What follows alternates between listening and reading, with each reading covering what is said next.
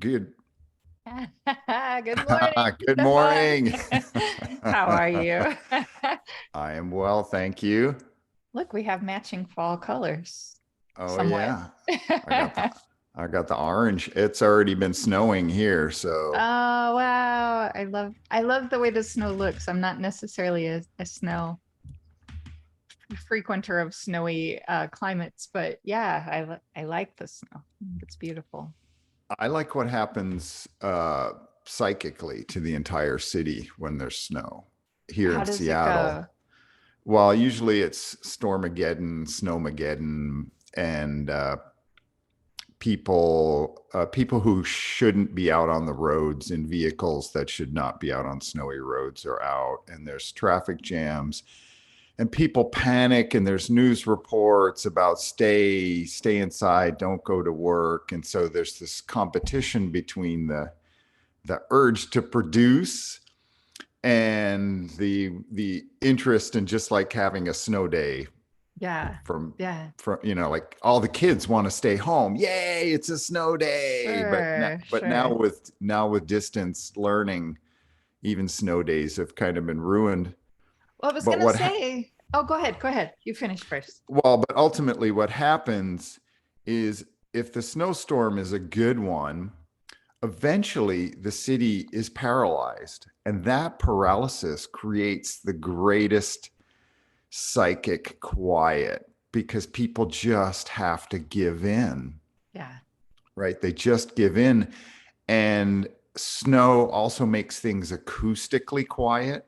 Yeah. So even if there are some cars or little traffic, the snow just absorbs the noise of the city, and the snow forces the psychic noise of the city to abate. And I I have had the best nights of sleep in my life on snow days in the Nice. city here in Seattle, where just the paralysis, it's the neurotic. There's a neurotic paralysis that happens. That's so interesting. You know, where I grew up in Paneca, Nevada, very rural Nevada. It's a small town with no traffic lights through the, running through the main street of town. No traffic lights, no stop signs. It's just a, 45-mile-an-hour zone, a store, a post office, a church, a gas station. Like that's Main Street, right? And like Main Street, the high school where I went to school was kind of off behind. There's the church and the store behind that, the high school. And so like I remember these mornings though, like really similar to that quiet, like the quietness that you talked about. I remember that stillness and how beautiful Mm, our little town kind of looked, Norman Rockwell painting kind of thing. There's this yes. when the snow's falling, and I remember being in I drove my parents' truck. It was a 1979 GMC Jimmy. And I drove that, in my older, it was 16, 17, 18 years old years. And I remember being in there, it was always like really cold until you got it fully warmed up. But Yeah, driving because that that was like a lot of metal to get warmed up. yeah, it was. And it was only like a mile drive to school, but when you could drive instead of walk, like when we were younger, we walked it and it wasn't terrible. It almost felt like you said insulated, right? Like there was almost like it wasn't that cold because there was this insulation barrier with the snows falling. And sometimes those walks to school were just beautiful. But I loved that stillness and the Mhm. sound of that. What an amazing memory Yeah, that struck up. acoustically sterile. Well, that's the thing. What it does, what Nate, I think this is the power of nature, right? It shows it shows us where we exist on the food chain or in the natural hierarchy, because snow can paralyze an entire city, Yeah, it is right? All of interesting. this power and ego and material productivity and things that we are attached to, in the habituation of everybody getting on the freeway and driving to Right. work, it's a lot of energy, and then the snowstorm just takes it out. Yeah. It's The it. pandemic did that though too, right? Like Yes. in a massive like global simultaneous global effect. Yes. The pandemic did that. And I was gonna say with the snow days and like I mean, you and I have had the luxury, we'll call it, of working from wherever we want for many years, like well before a pandemic ever happened. For me, since 2011. But yeah, for you, even way further before that. Well, I mean, I'd had to be here in the city, I mean, but yeah, I would say I would agree that I had a certain freedom to enjoy the snowstorm. Let's put it that way. Yeah.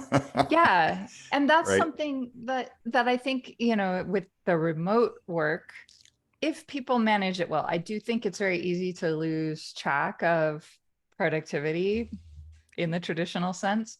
Yeah. But at the same time, I think when you're accustomed to it, finding that balance and there's something really amazing about it to me. And I love that the pandemic actually kind of pushed a lot of the world that wasn't there yet into that direction, or at least a realization this could work for us, or this clearly cannot work for us. It's kind of a very polarizing, but good, I think. Yeah, I liken the because many people resisted the pandemic. No Yeah, way, this is not going to change my world. I'm not right, gonna, so I liken what I liken the anti-maskers and the anti-vaxxers to people driving in the snowstorm in the city, still trying to get to work in their pickup truck with bald tires on an icy road. right. It's like That's stubborn, those are digging like, their I'm heels in. going. I'm I'm getting in my truck. I'm going to work. This snowstorm isn't stopping me. I was having just this, I don't know, it's like how some people have been able to adapt, right? At being able to adapt, or yeah, adapt to change is such a fascinating study in human nature. I was having a really interesting conversation with a woman. She's about 10 years older than me, and she was talking about the pandemic and everything being shut down. And she immediately felt paralyzed, like didn't know, like had that drive to be productive, but had always gone to an office for her career. And she said, so at first I was sneaking in on the weekend when I knew nobody would be there and trying to Uh-huh. do as much as I could while nobody was there. And she's, doing like 12-hour days across the Saturday, Sunday. And then, not knowing what to do. But she said now, like it's, 2.5 years later, now she can't imagine life without being able to work from home. It's just completely changed her perspective. But she said it took her about 3-4 months to really understand that she could be productive and how to be productive, and then start kind of adjusting. So I thought that was really fascinating. Yeah. Well, yeah. I mean, the whole idea of productive is very It skewed, is. It's, right? Because, productive in what sense, right? well, and we have CEOs in America who are earning 2, 3, 400 times, 500 times the wage of people who actually make the money for the company, right? Right. And so, is that person 500 to 1,000 times more productive than the people doing the work in the company, the people making the widgets, or the people delivering the parcels, or the people making the toys? No, right? I mean, definitely not. So, but all of those people who are earning their $17 an hour are still being, and less in many states, right? $7, $8 an hour, are being asked to be insanely productive. Sure. Sure. Teachers, oh my gosh, right? Yeah. teachers. And so we have very skewed ideas here in our society about productive and work and just the balance. Like what should a life, what should a kind and loving and societally beneficial work life look like? Right. That's so for me, I folding in my life into work, like there's not a huge separation. And it's funny because I'm doing work with a company right now. I have a full-time amount of work, but it folds into my daily life like normal for me. And yet I still feel like I produce um uh an amount that makes this company happy, right? Like my whatever, my value that I'm bringing seems to be satisfactory. So I don't feel like I'm, there's this whole, you heard about the whole quiet quitting. I think we talked about that Yes, maybe a couple we times, have. but like I just feel like it's such a misconstrued term for balance. Like it's people trying to understand that you can have balance in your life. You have to decide that and you have to own that.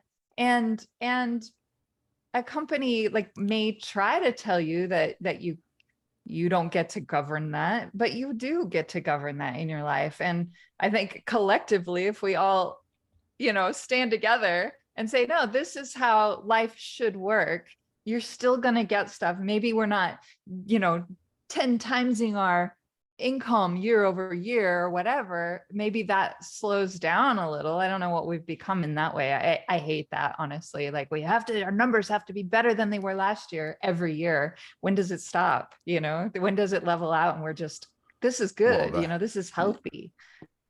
yeah, well, that whole world of shareholder Mm-hmm. driven profits, the General Electric way, the Boeing way now, right? That we see what that's produced. It's produced planes that crash into the ocean. Yeah, because people aren't healthy. People aren't healthy. Well, And and their priority is not building the greatest plane, right? That's what happened to Boeing. Their right. priority was no longer building the greatest plane. The priority was maximizing shareholder meaning executive profits, because Mm-hmm. they're the primary shareholders who work at the company. And so all of the executives at Boeing made hundreds of millions, Right. and they saw the crash, right? They oversaw the building of a plane that was fundamentally flawed. The user Yeah. experience design and the actual execution of the components that are supposed to keep people safe were obscured, right? They weren't even put in the manual, because if you change the manual, it means you have to change the training procedures, and it means that costs the airlines more money, and all of the priorities were screwed up. That's And where is the balance in that though, right? Like no, there was no is balance. there's not, but can it be found again? If a company has, I like to think, let's just be optimistic for a second. Many companies are started with a noble mission, right? Not all, but many, right? Like building the best plane, making the greatest games, whatever, the most fun games in the world, whatever it is. You start with this sort of like small, humble, noble mission. Maybe there's like world changing effects that are possible, but like, and then at some point, that whole, like you were saying, the shareholder aspect comes into play and it shifts the focus of your executive team, right? Like, oh, now we have this focus. We have to produce, our numbers have to, but where it started was like a passion for what you're creating, right? And It did. That is the story of Boeing. yeah, and it's the That story is of the a lot absolute of story of places. Boeing. I mean, Um, I feel like, I don't know where Zappos is today. I know when I was there, the one thing, like I didn't love everything about being at Zappos, but what I can absolutely stand behind 100% in my years that I was there, 2009 to 2011, was the service. It was a service company that happened to sell shoes. That's, and that's where Yeah. that was what made Zappos amazing. And, Yes. there was like, we are a service company. We care about the experience the customer has. We care about the employee experience, that you're having fun, that you're making it fun for, that you creating moments of magic for the customer, moments of wow. And like, that was something as frustrated as got as at certain things and certain people and certain circumstances within my role there, I will stand behind that service aspect 100% during that time window. And I believe it's shifted quite a bit in recent years, but you know, Well, it was, I yeah, will attest to the I will attest to the fact of that vibe at Zappos, that commitment, because that's when you and I first met, was when you were working for Zappos, yeah, and our nascent iOS design firm was in the running for some project at Zappos. I don't. It yep. was rebuilding. We were going to rebuild something We together, were working on the and very we first interface for iPhone. Or no, yeah, for iPhone. We a had built the native. Yeah, iPad. yeah, Yep, we're gonna have a native app, yep. And we needed and some ideas. yeah. What I noticed was that commitment to customer service and personal development was real from the moment I walked in the door. Right, Tony had a bookshelf in the main lobby with human development, personal development, business development books, and that anyone who walked through that door into Zappos, whether you were a visitor or employer, could take as many books from that shelf as you could possibly carry Yep. and walk out the door. That's the commitment to human development. That says something immediately to anybody who visits. Also, Zappos University, Mm-hmm. inviting people to learn the Zappos way, and having this kind of open door policy into how we run our company and how we're successful. Now, many companies would hold their success close to the vest and not divulge all of the things that they do. So in that regard, the psychology that Tony propagated through the company was really incredible, It and really was. apparent to Yeah. any. And I had worked in the field of human development, and I thought it was amazing that somebody had achieved this kind of experience in a company at that large a scale, and it was obvious that it was successful. Yeah. And but is it for everyone? No, it's still, you still have to kind of I think, well, two things. You in a way you have to kind of make it like a cult and see if you can find people who fit in. And I don't, cult isn't the right word, but it has to be, It it's a kind of team, is right? You have though. to, Yeah. right? It's a Yeah, you have culture. to, Yeah. But culture, right? right. But You there have to is, find people who fit into the culture. yeah. And that was my own experience was, there were ways that I fit really well and there were ways that I didn't fit really well. I fit well enough to pass through their, litmus test. And then there were things that I deviated on. And what I really valued was that there were a couple points, along my path there where I said like what I'm being asked to do and me being me, because they're always saying be yourself, that's who we hired, that's why we brought you on, because you bring you. And there were a couple points what I was being asked to do and being me did not align. And so I brought it up. I'm like, hey, asking me to do this, asking me to be me, I got to pick one and I choose me. And they're like, great, we still love you, we still value you, let's keep moving. And I was like, really? Okay, then we'll keep moving. And that did, there was a point at which that didn't work out anymore, but it did work Yeah. for a couple of years, and I got to do some great things while I was there and get great experience and meet great people through that experience. And so, I value it. But yeah, I mean, this goes back to like this, yeah, what's possible, I guess. What's possible. It made me, the other thing too is like this whole quiet quitting, right? The news, or the wherever this term quiet quitting came from, right? It was applied to the generation Y and the generation the millennials. Yeah, and I think I think what people misconstrued. realize, Yeah, well, yeah, it's not a good term, but it doesn't mean it wasn't happening, right? right. It just, I think what people realized during the pandemic, especially, is that their jobs sucked. Yeah, a lot of people did realize that, and that they didn't have to be compromising in the way that they had been asked to compromise.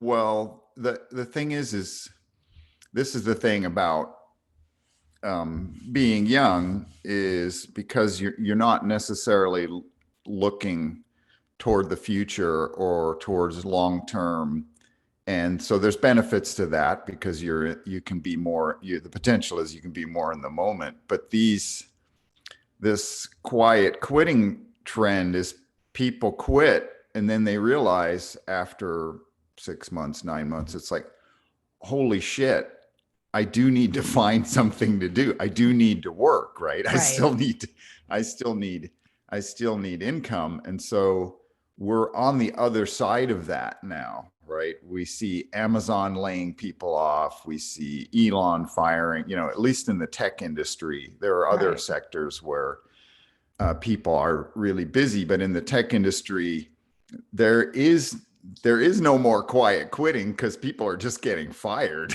Yeah. Well, and then it's also like, if you're not willing to work at this level, then you don't have a place here. And that's, again, that's that questioning of values, right? Like, at every juncture, you have to question, do my values, being me, align with what I'm being asked to do?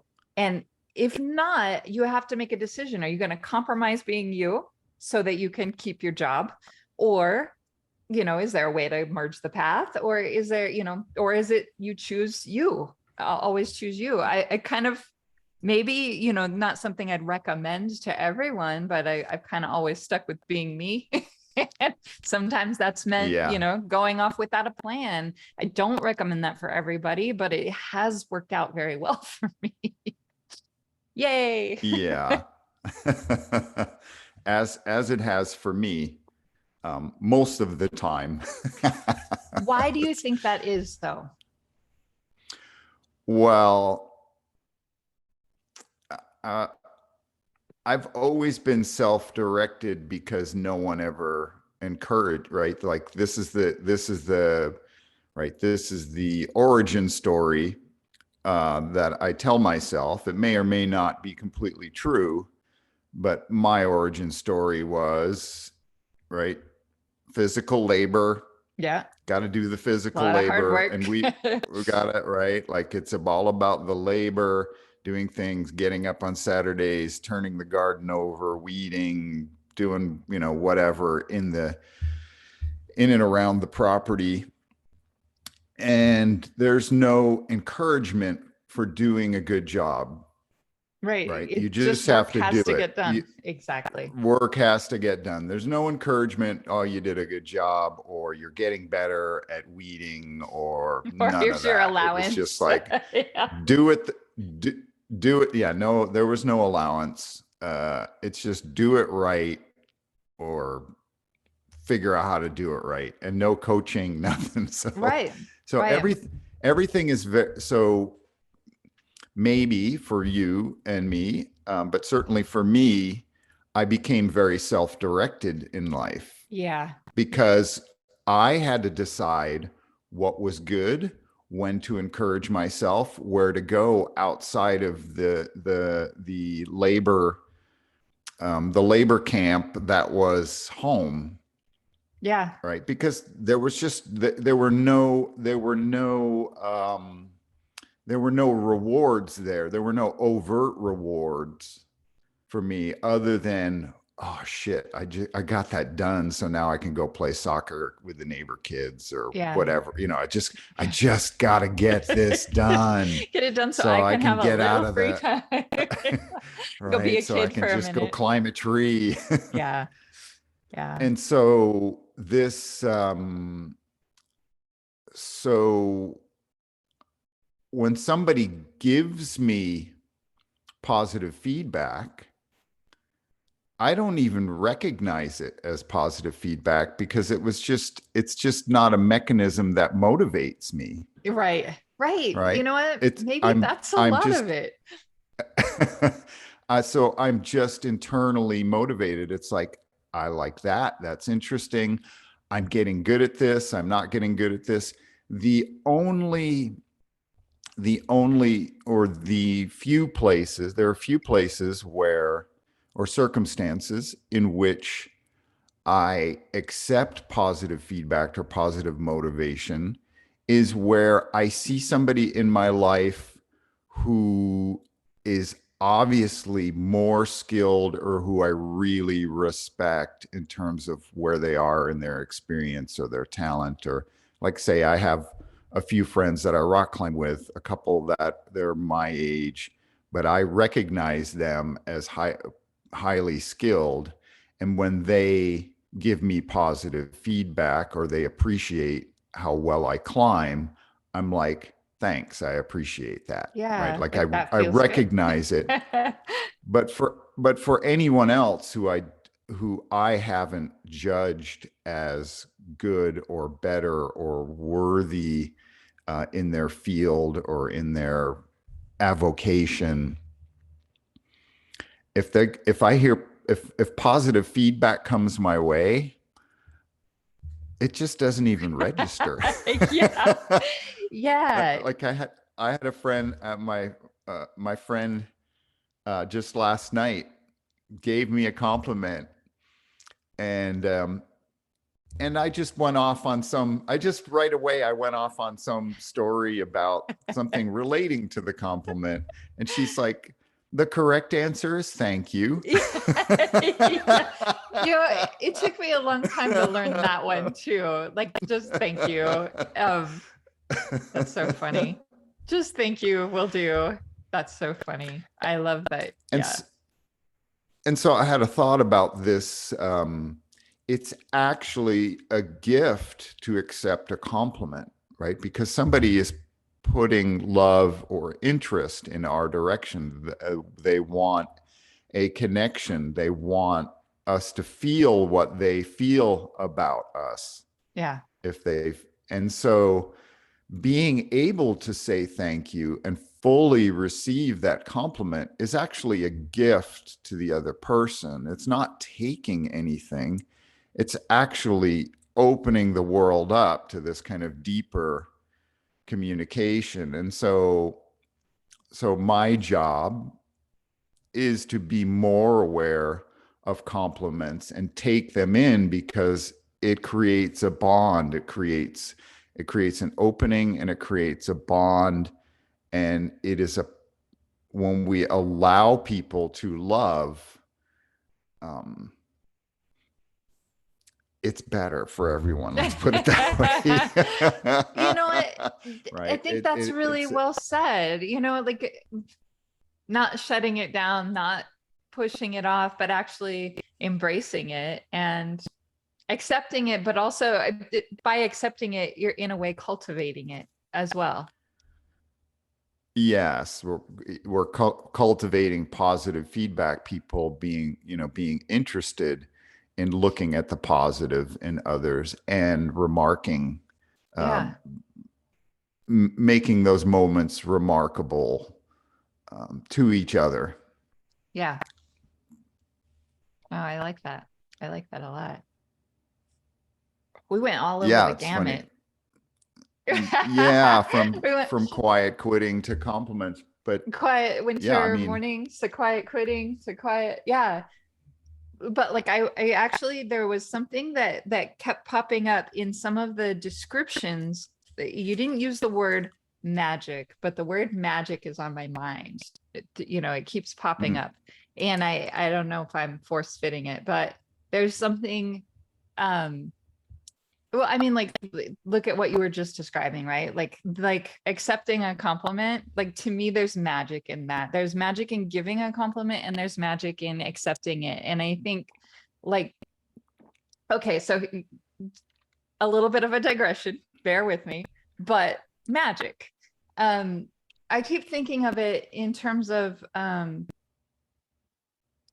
kindness. Like, there's magic in kindness. And when you talked about somebody giving a compliment and then reminding you thank you is the right answer, there's right, like there's something magical about that experience, but also the magic that it is possible to ignite in somebody by observing something noteworthy or compliment worthy, right? And being mindful enough to put that kindness out there, whether they receive it or not, that's on them.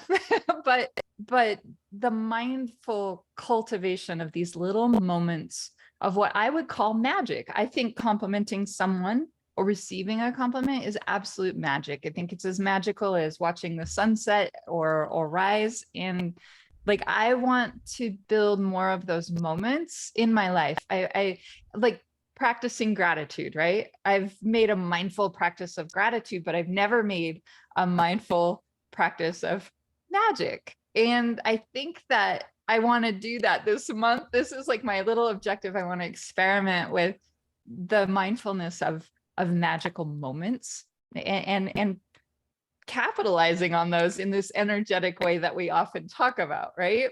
So we talk about energy. Yeah. I think there's energy in magic, or magic in energy. And I don't know, this is like my current exploration, right? And a lot of what we've talked about,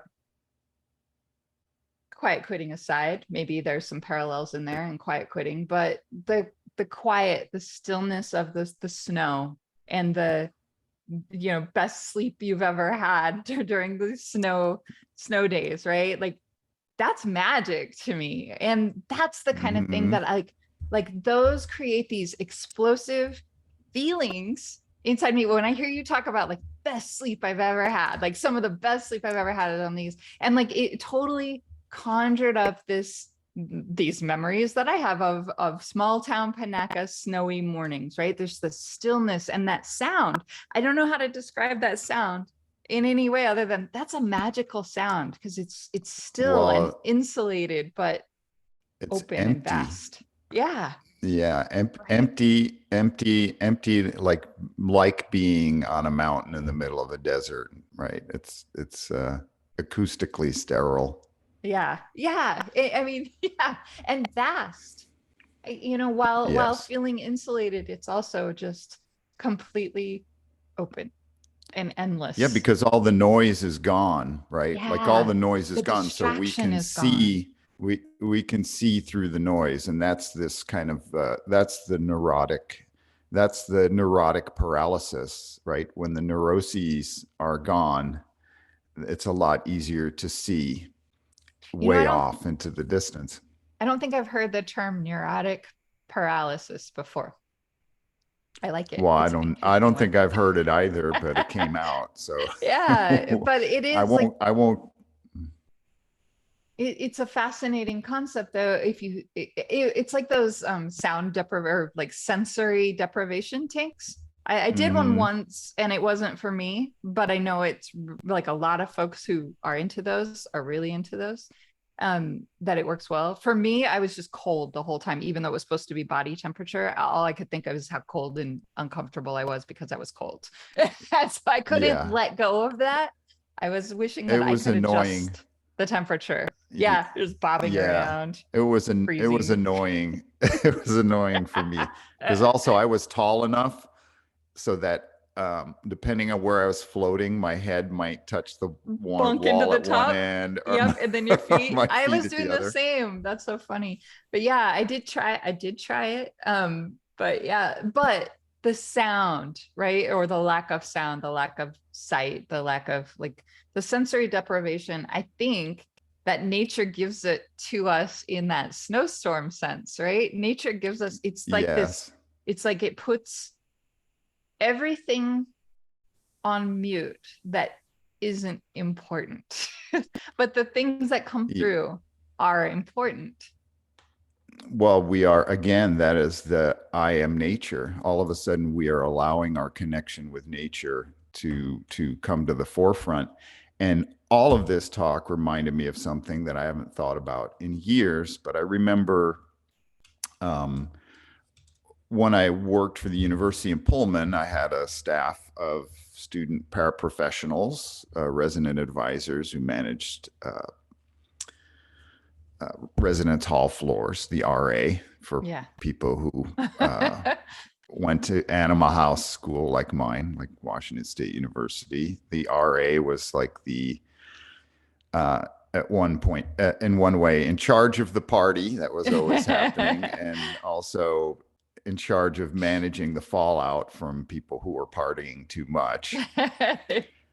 And so we do these team building events because that's what you do with your young paraprofessionals. And we went to, I don't know how, I took my staff, my friend Dave, who eventually became the VP of retail at REI. Dave and I were young resident directors at Washington State University, and we were rock climbing buddies.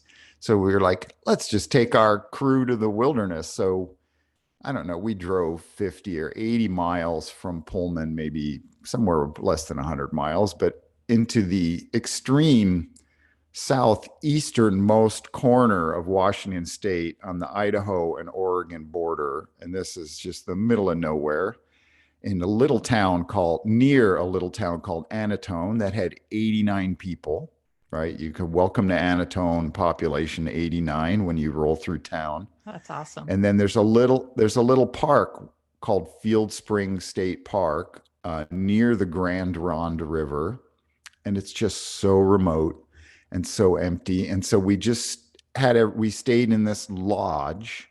It's just a giant open lodge with a kind of a field kitchen somewhere part of it.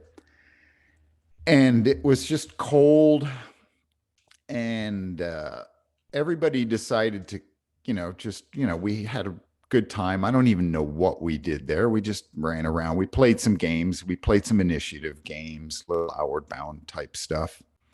And then when it came to kind of go to bed, right, because it gets dark early, I just put my sleeping bag out. I just wanted to sleep outside. Yeah. Oh, I have. Right. I just wanted to be outside. And Yeah. so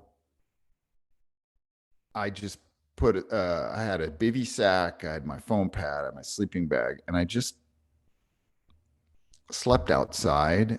And then the next morning, there was like 2 inches of snow on Oh, top of me. wow. And so I was cocooned in the snow. And if I didn't move very much in the sleeping bag, I could stay really warm and cozy. And then Yeah.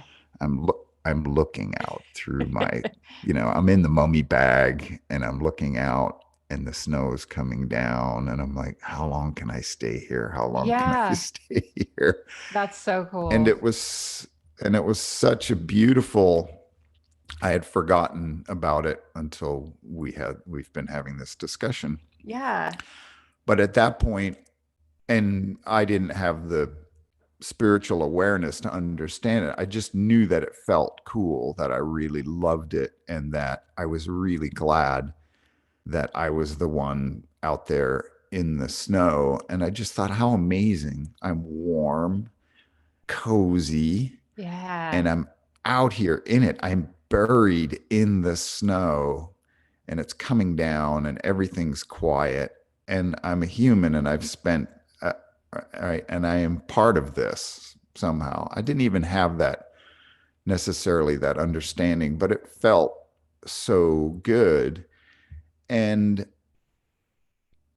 even though we knew that this taking, even at that time, we knew that it was good to take our staff, that Dave and I knew that to take our staff into nature was good.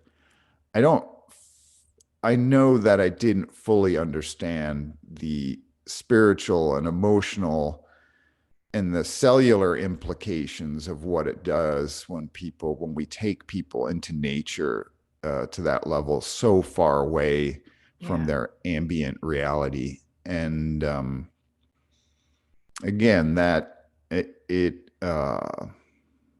it's just another way to understand this I am nature, but it's a great reminder of that experience and how wonderful it was and how jacked up I was at that time early in my career about this type of human development, outward bound like uh, stuff that everyone should be experiencing it because it makes us all that much better and connected to each other and nature and care about the planet and all of the tropes that you could throw out at this kind of stuff. But the thing is we lose it, right? If we don't remind ourselves that we are nature, if we don't, right, we have to keep reminding ourselves. We have to keep going out in nature. We have to take our friends and family there and experience this kind of heightened level of joy or wonder and connectedness. If we don't do that, then we are back to the neuroses of gotta produce, gotta get in the car, Yeah. gotta commute to the office, gotta, and we're missing out on this very deep, fundamental connection to this source of power and magic. Right, this word magic. It's Yeah. very magic. It's very powerful. I love Like it. your I whole love it. right, right? And also, what we have to realize too is that people can use this magic is so powerful that people can use it as illegitimate currency, right? Sure. Like people, there are confidence, like we've seen it in our government, the election process, right?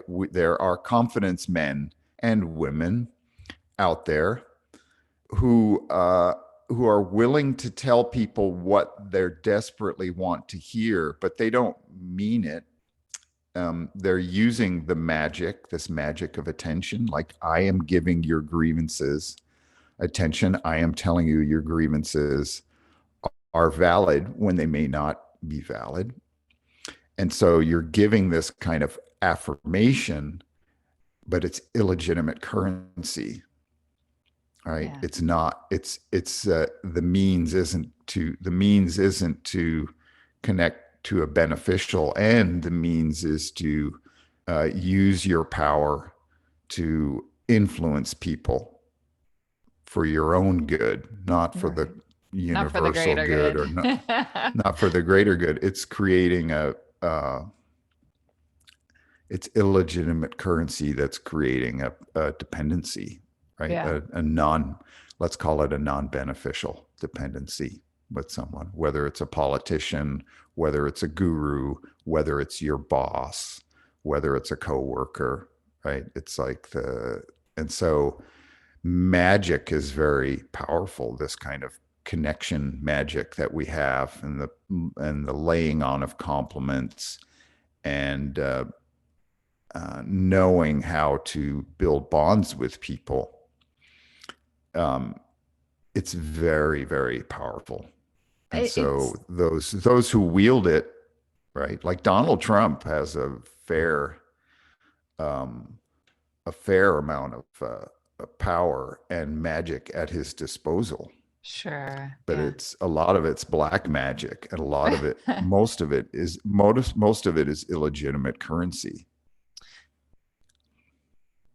Yes. And I want to go Yes, back. and I want to go back to what you were talking about with the snow and being in your sleeping bag and mm, the magic that nature provides. Because I feel like I feel like I when you were describing that scene, so forgive me if if we want to go back to what you were just talking about, we can get there. But Please. there was that description when you were talking about looking through the, your mummy bag, and just that stillness that nature surrounded you with. And I was in my own memory bank there. It triggered a memory of when I was a park ranger, and the just a couple times, like sometimes I lived in a trailer in the parks, like a camp trailer or whatever. And there were other times when I lived in the ranger residence. So like it just depended. One was in one part of the park and one was in another. But I remember there were about 6 of us. So seasonal rangers and then the main park ranger who lived there full time year round. And he invited us all to stay at the ranger residence. So we did. And I remember like this one particular day of like really, I mean, we worked hard, right? Like cleaning campsites, digging ditches, building fences for escaped cows that we had to wrangle and put back in the pastures, and rebuilding a 1800s stone cabin. Like our day was just full of like manual labor. We were exhausted. And at the end, we did this, like we played volleyball until we were exhausted and had barbecued burgers and dogs. And then at the end of it all, like we were ready for bed. And Eric, our head ranger, goes, I'm just going to sleep outside tonight. Anybody wants to join me? I'll be on the lawn. And like, I remember thinking like, oh, do I want to do that? Like bugs. But then I was like, you know what? I'm going to do this. I'm going to go sleep on the lawn too. So I grabbed the, bedding off the bed that I would have slept on. And I went outside and made a little folded blanket sleeping bag on the grass. And everybody ended up coming out. So there were like 6 of us out on the grass, and out in northern Nevada, like rural Nevada, the stars, they're so plentiful, like compared to here in Las Vegas. Like the stars are so abundant and so clear. And your description of that moment reminded me of that moment where I was like laying on this grass, who knows what time it is, physically, mentally exhausted, but just kind of laying there going, this is magic. Like this is amazing. And this is a moment Yeah. I want to remember forever. Like I never want to let go of this how I feel in this moment. And like, and and I don't think of it often. I don't recall it often. But when you were describing that, like, so okay, so there's that, right? You had that snow moment. I had this stars and the vast open moment, these moments that remind you you're just a part of this whole bigger thing, right? You're just this little thing. Yes.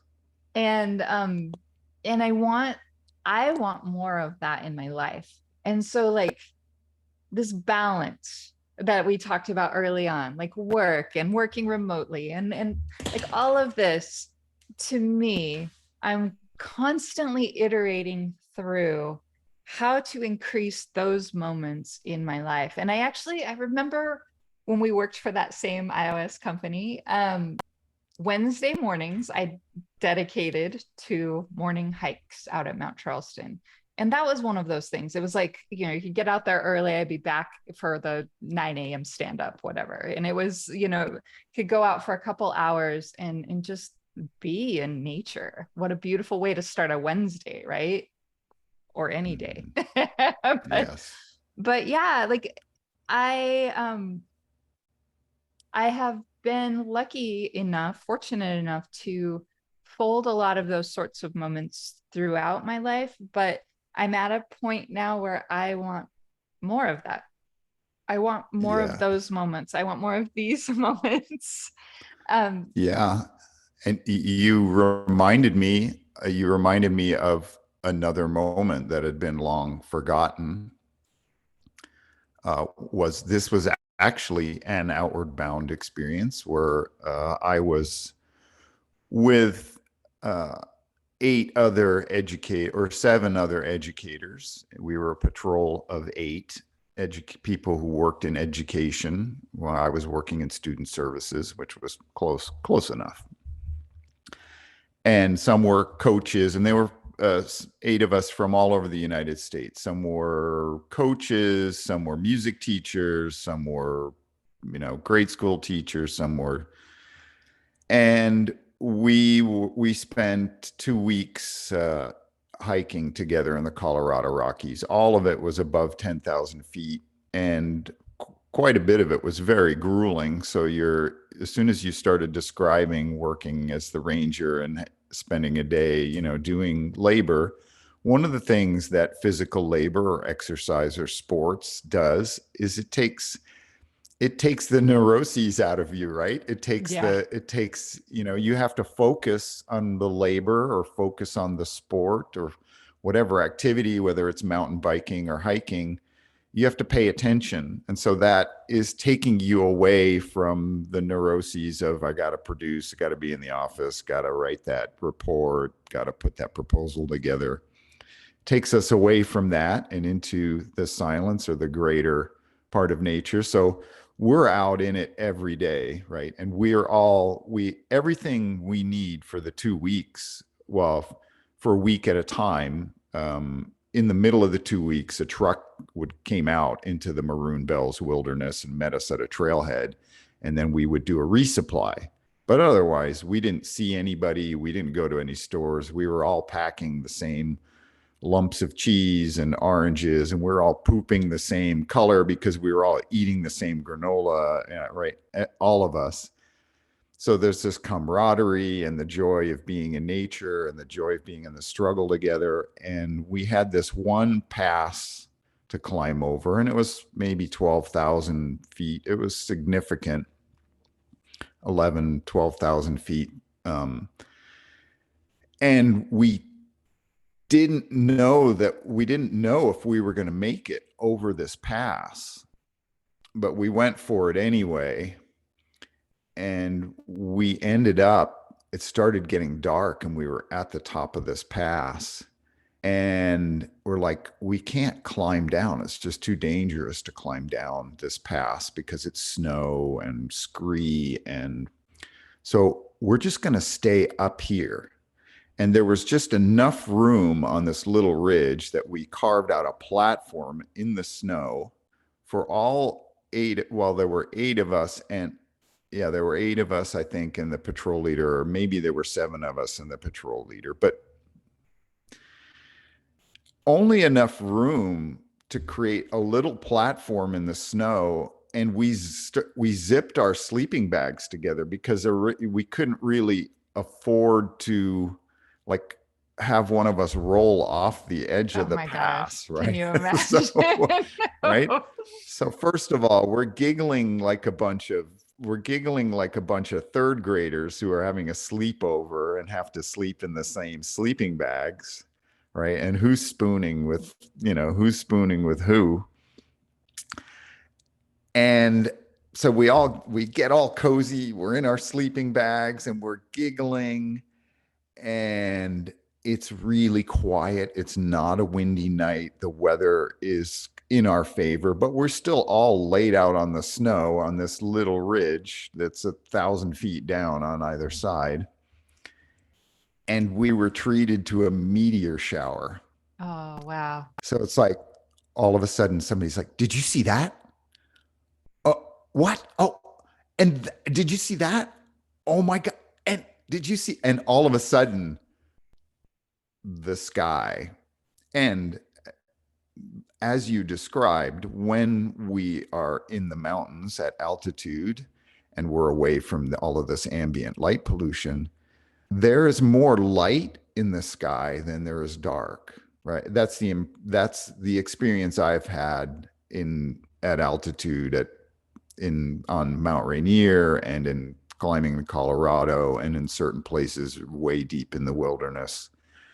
There's more light in the sky than there is dark. And so this was a moonless night with an incredibly bright, starry sky and a meteor shower. And then there's Wow. 8 of us who had never met. None of us had ever met in the, let's say, prior to those first 4 or 5 days together, or the first week together. And there we are, all cuddled up in our giant mutual sleeping bag. Wow. Wow. Enjoying this meteor shower together, with the danger of sliding off either side of this ridge. And so thank you for reminding me of that moment. And yes, I want Yeah. more of that marvel, more of that deep, visceral, fundamental connection to other humans and nature and our Yeah. place in the universe. Exactly that. Exactly that. You know, like, and that, so this, and another a little bit, hopefully I can put it together, but listening to you describe that, thinking about that memory that you ignited in me of sleeping under these massive stars a few years ago, man, it's probably been 10 years now. 2014, I had the pleasure of having a conversation with Edgar Mitchell, who was an astronaut, one like the Yeah. sixth man to walk on the moon, The, right? Like, the founder of the Institute for Noetic Sciences. yeah, that's the guy. So I had the pleasure of having a conversation with him. Wow. And I remember asking, like, what do you do after you've like walked on the moon? Like, what even is there? What's your next gig? I don't remember. Yeah, like founding the noetic. How do you follow that one up? Yeah, and I don't. I need to go back and find the audio because I do have a recording of that somewhere in my archives. Wow.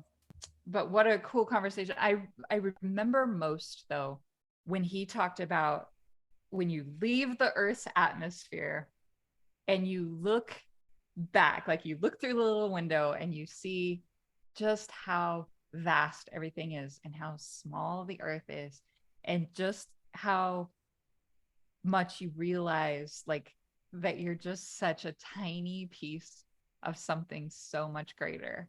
And like that always stuck with me, like not his, not verbatim, but like how he described it in that conversation.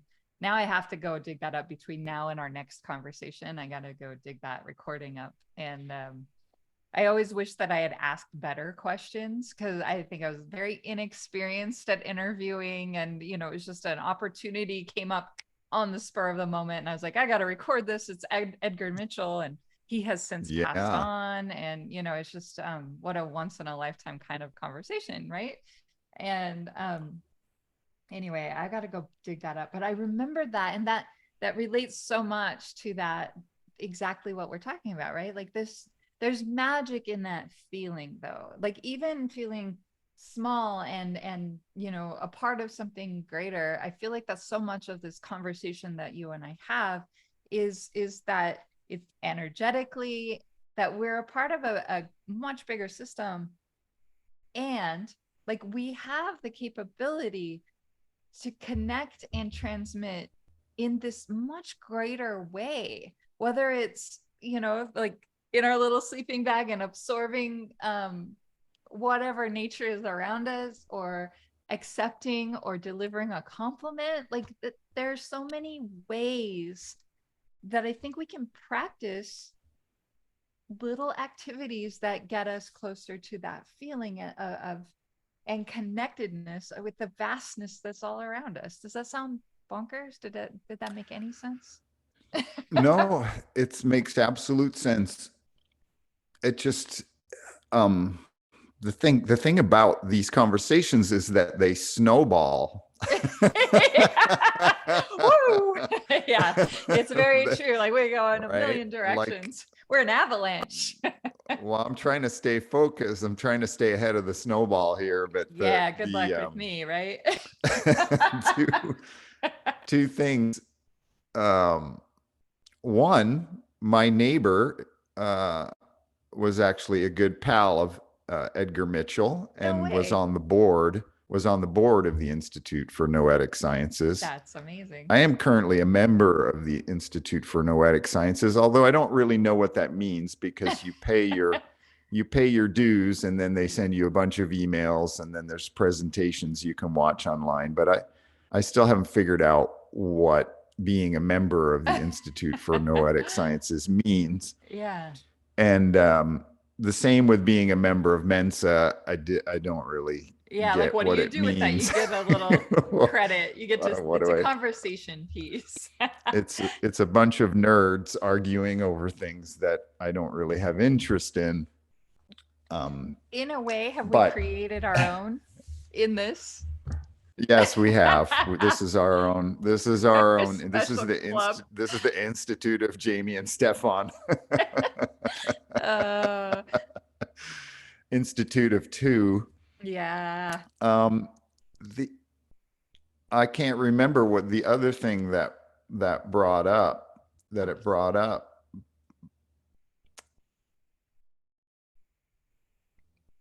and I'm trying to find it,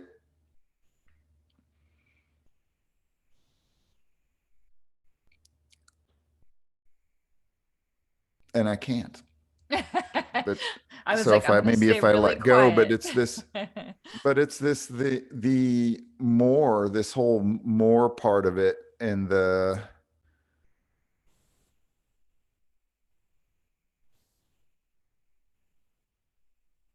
ah, we've just the snowball outran me. Yeah, it happens. the I do snowball, that to you. the snowball, the snowball outran me. Oh man. It's just I love I don't know, I just keep coming back to that, like the expanse and the magic and the um even in terms of the quiet quitting, going back to that, it's like there's this letting go in order to find a balance, and maybe balance is the wrong image to conjure, but like in a way I feel like that's a lot of what, like, my goal is to feel like I felt when I was in the sleeping bag under the stars, right on this little grass in rural Nevada, and staring at this crazy vast open sky. um I want That's more. that. Yeah. This is this is the thing that I picked up the other day. Um, I saw a little Sadhguru Instagram, and he talked about if you can't. He's talking about awareness and presence, and if you can't have these moments, right? If you can't get to these moments of awareness and connectedness and being, understanding that we are nature and kind of this universal or this non-linear state, right? Like at that point under the stars, time disappears, distance disappears.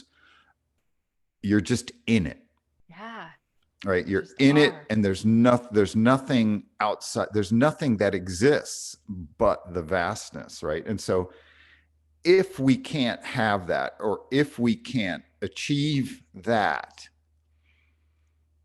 and I'm in some ways taking from what he said, but I'm expanding on it, is if we can't have this kind of awareness or this magic, let's, like, we'll call it this magic or this connection, then at least be loving, Yeah. right? Yeah. At least be loving. At least take what comes your way, whatever unhappiness or whatever things that are going on. At least find a way to be loving in all of that, to ourselves, to others. So it's like all right, I can't have that moment. I'm not in that moment right now. But what is the kindest, most loving thing that I could do for myself or the people around me, or and and so that's those are the things that everyone can do, right? Like, we may not be able to go out and have these perfectly connected moments in nature or in and amongst our peers, but we can choose to be loving in any given moment, especially when we're being hard on ourselves. Yeah. Okay, so this is perfect. A thing I read this morning. It's a daily calm practice posted by a friend of mine. She wrote, "When we fill ourselves up with loving kindness, we become a source of generosity and care. Write a list of ways you practice this toward yourself." So, thank you, Molly, for that. Um, yeah, I mean, I feel like that's like what you were just saying, like the kindness aspect, right? But also not just transmitting kindness, but filling yourself up with kindness, kindness toward yourself, because when you do that, you can't help but to transmit that.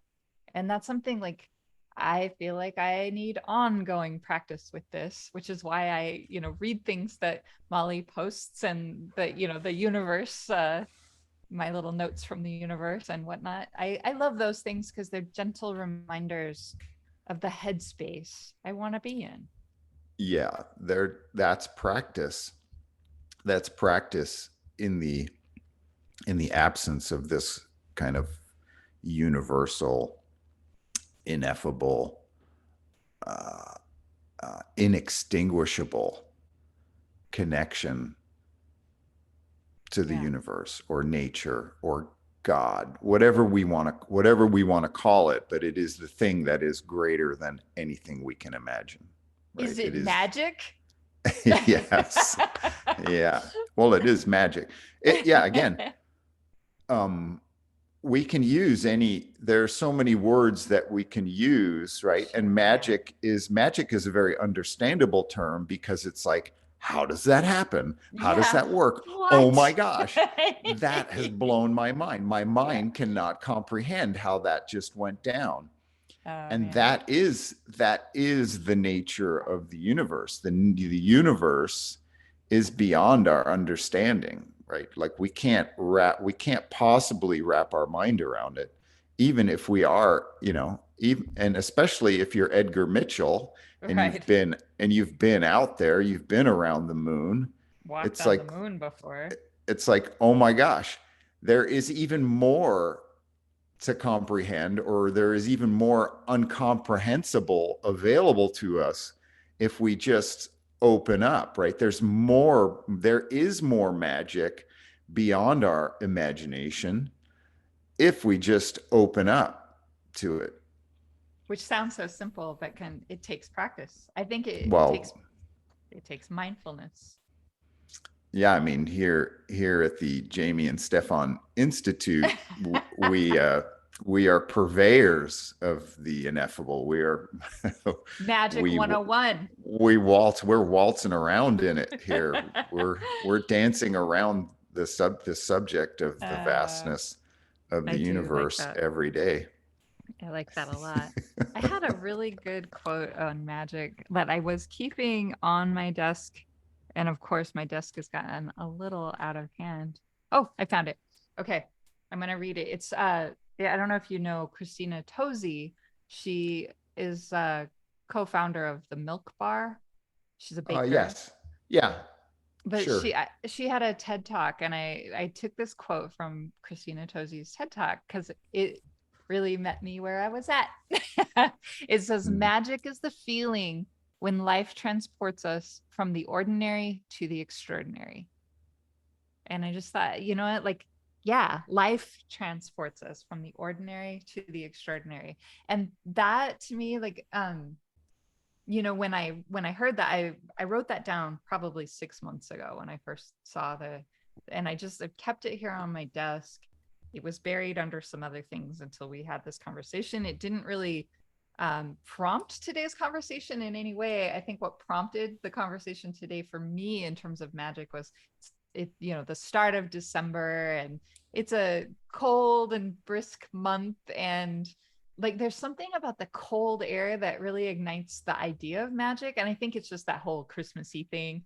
But Christmas or not, like the idea of kindness and the idea of extending just a little bit of magic beyond yourself, like to yourself, but beyond yourself, is just something they really wanted to focus on this month. And I can't help but to like have it churning in my mind. I loved that though, because I think transporting from the ordinary to the extraordinary, it is those moments that we've shared throughout this conversation today. um it might be something that's an ordinary, seemingly ordinary moment, but then there's something magical about it that takes us to the extraordinary. um yeah. Well, in reality, everything is extraordinary. The mere fact that you and I are here having a conversation through some digital means is extraordinary. The mere fact of our existence in the solar system, in the universe, is extraordinary. What are the chances, right? It goes back to the Monty Python universe, song, right? Like that. What are what are the unlikely chances of your birth? How unlikely is even our birth as a critter on a planet in the middle of absolute nowhere, in a universe with fireball, with million-degree fireballs of nuclear activity spewing out flames to light up our world, and that we can perceive it and judge it and discern things and create things within this universe, and that we're even having a discussion about it, that we somehow we get to interact with it. And how unlikely is all of that? It's just ridiculous. Like that. And that someone came up with headphones and All test of test this, test someone yeah, came right. up with microphones so that we could continue to exchange energy, right? We're exchanging energy, creative energy. And then if people are listening to this, it creates another ripple of creative energy. Let's hope a positive, some kind of beneficial, but it's energy nonetheless that we are broadcasting out in so many ways. One, just by the way we feel and interact, but how unlikely is any of, like, it's 10 to the quadrillion chance, right? This is an amazing galactic lottery. Like, we ended up on this planet. We aren't some amoeba in the subsoil, the maybe still damp and cold subsoil of Mars. We are humans with arms and limbs and eyeballs and Little noses brains. and brains and teeth, and we have to eat stuff, right? Like, Yeah, we have right. to make stuff and eat stuff to keep this thing going. And how unlikely is that? Like, we actually discovered stuff that we can eat that makes us better and healthier and more evolved as material beings. And then also, we're spiritual beings, and somehow we can communicate psychically. And how unlikely is all of this? Like, who came up with this? Right? Right, Like, right. this is, and so And this is, it's this is, pliable. We can mold it and shape it and change it. And that's that we can participate in it. We're not just yes. existing with it, within it. We are actually a part of it. We can move Yeah. and cause a shift that echoes. And Well, and this is the great travesty of religion in some way, because religion um, took some of that away from people. Yeah. right? It It tries told a very people confined framework. Yeah. it can, yeah, and when the magic is available to all of us, not just through your priest or through Yeah. your guru or through your Bible readings, right? It's To all of us equally. And right. that's a beauty. And yeah, I mean, religion aside, I think that it's just an awareness. Like you know, if you Well, have that awareness, you as can said, shake the framework long enough well, to participate. yeah, and as Sadhguru said, if you can't achieve awareness, if you can't be in awareness, at least be loving. Bam. Boom. Put a cap on it. Yeah, no, I think that was a beautiful bow on the the container, which this conversation, which was a little like, thank you for bearing with me. I really I know I went all over the place. I do that, but I loved where it went. I But actually am that's very what we do excited. here at the Institute. That's right. At the We Institute of Jamie and Stefan, we we, go all over the we go, place, yeah, until we find something we like. and then we come in for a landing and say, yeah, we Yeah, did it. today I'm landing in Reno. Yeah, today I'm landing in magic. Yeah. Yeah. I appreciate this very much, Stefan. As do I. I feel like I have a whole lot of magic to practice. That sounds so funny because I don't mean it in a Well, uh, the thing is, you don't need to. We don't need to practice it. It's there, waiting for us. it is there. We need to let go of. Embrace it. We need to let go of what's keeping us from the magic. That's really it, right? It's like letting go of the frameworks long enough to acknowledge and experience the magic that just is everywhere. Again, and that's awareness. That is the practice of awareness. What is going on? What am I really? Where do I stand? And I am standing in a pretty amazing um, place. This place is, and the unlikeliness of my birth and my life and my experience on this planet is so unique and special, and yet it is the same context as the context is vast and unimaginable, and it is the same context that everyone is in. We are all in it together. We are all part of this nature, part of this magic, and we just need to allow ourselves to be aware of it a little bit at a time. We don't need to practice it much as we need to practice the awareness, and then the magic becomes available to us, or it Yeah, reveals itself. it's always there. It's Yeah. always there. Yeah. Yeah. No, I like It that. is always there. Well, cheers to kindness and filling Cheers to ourselves with kindness. loving Cheers to kindness. self-love. Cheers to loving kindness. I feel like we are the Penn and Teller of personal development.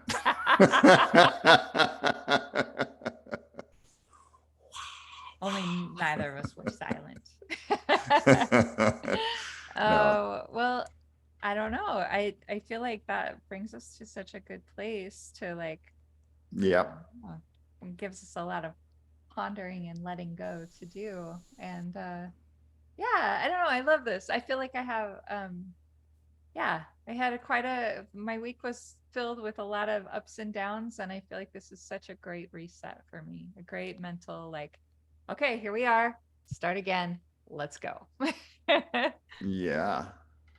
Well, I appreciate this moment, and I appreciate this little traverse that we have done this morning Me too. at the Institute. And I look forward to our next traverse of over whatever terrain we happen to arrive upon. What exactly? We will cross that bridge of terrain when we get to it. or maybe, yeah, we'll figure it out when we get there. All right, Jamie. All right. Until Take care, next week. Stefan. Have a magical week. Cheers. Thank you. Bye. Bye.